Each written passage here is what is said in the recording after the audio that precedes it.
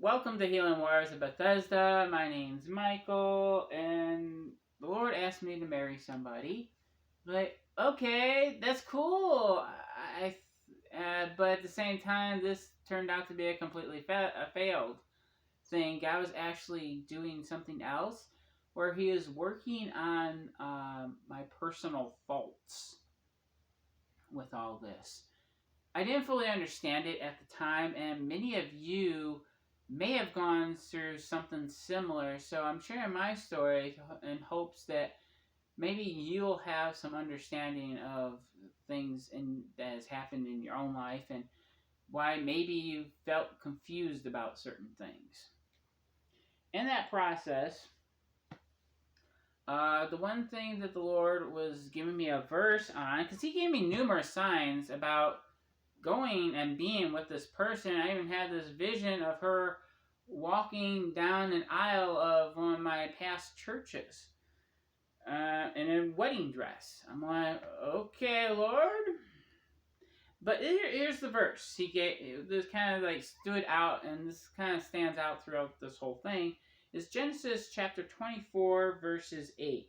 And if the woman will not be willing to follow thee, then thou shalt be clear from this my oath, only bring not my son hither again. And so, what was happening was, this is like the story of Rebecca and the well.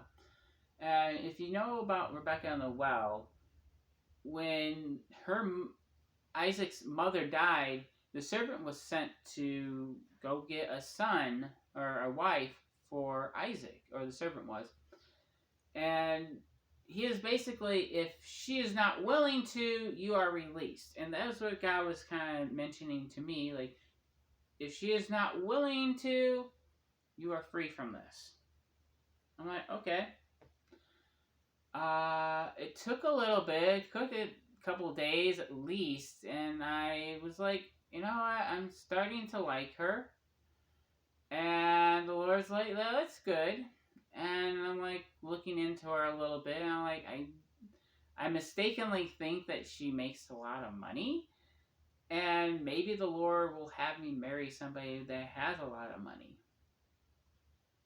But that was an issue that was like, as a man, you think like, okay, I gotta be the breadwinner.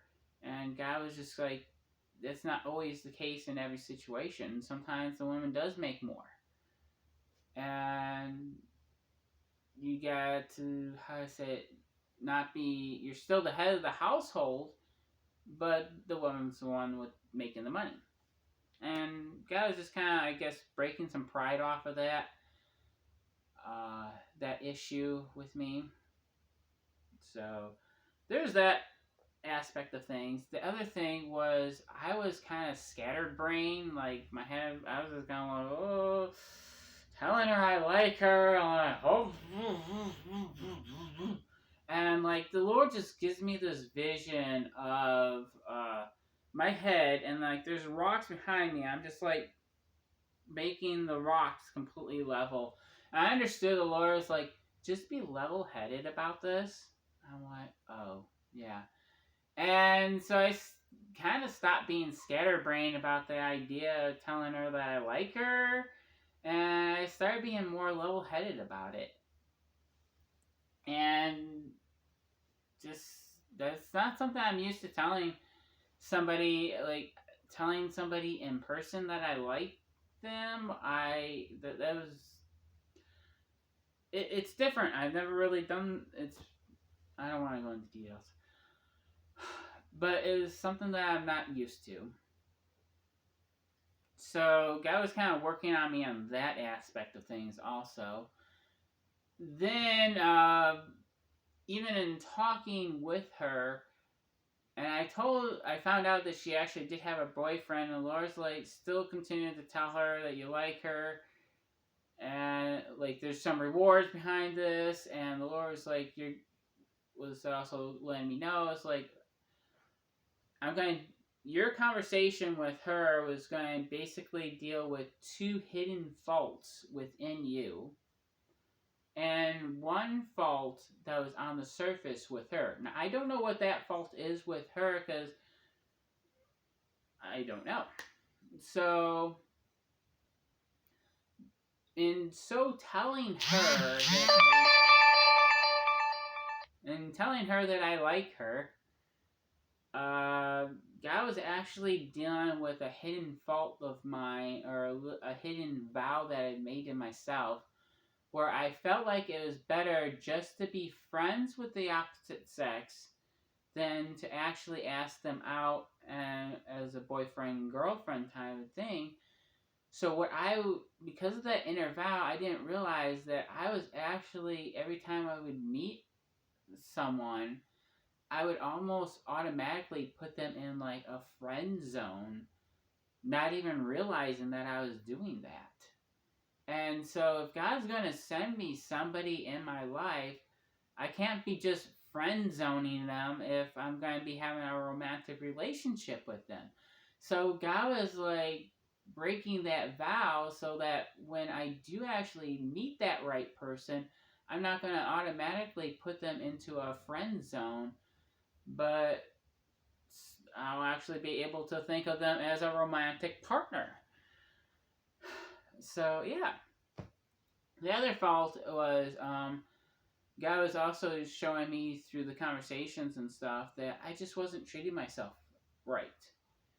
It says in the Bible, treat others as you would treat yourself. Well, I was treating, in a sense, other people better than I was treating myself. And God was just letting me know, it's like, you gotta treat yourself a lot better than what you've been treating yourself. And that's a conversation in itself there. But moving on. So, like I said, I mentioned to you guys, like, I thought, or maybe I didn't, I thought this call was going to be a prophetic call, like a prophetic counsel call, but it was like, she actually went to school for this. So, I'm like, that wasn't quite what I was expecting, Lord. And so, Lord actually guided me to somebody else that was more in line with the prophetic. She wasn't a prophetess, but she did move in the prophetic. And I got some needed words, if you will, from that. And it was 21 days from the conversation with her to the conversation with the other lady. And if you remember what Daniel had to deal with, he had to wait 21 days because of the principalities of the air to get the message from the throne of God. And so it's kind of like God was saying, it's like, okay, you waited your 21 days to get the message that you were actually hoping for originally from the other lady. So I'm like, oh, okay. So even though God asked me to marry her and gave me numerous signs, ultimately it was a failure. But I did get a lot of rewards out of that, and some healing also that I needed to be able to move forward to the point where I can actually marry somebody and not just see them as just like a friend, but actually see them as a romantic partner. And granted, too, even when it came to her, it's like it took me a couple days to actually start liking her. And so I don't know what the Lord's plans fully are. Maybe I'll like her right off the bat. Maybe I won't. And maybe the Lord will kind of reveal her through time or something. I don't know. But I just know God's got this. And I'm going to have faith in you, Lord, that whoever it is that you have for me, that you're working things out for my good and for her good, and that you're just working on her heart and you're working on my heart, and whoever they be or she be or whoever,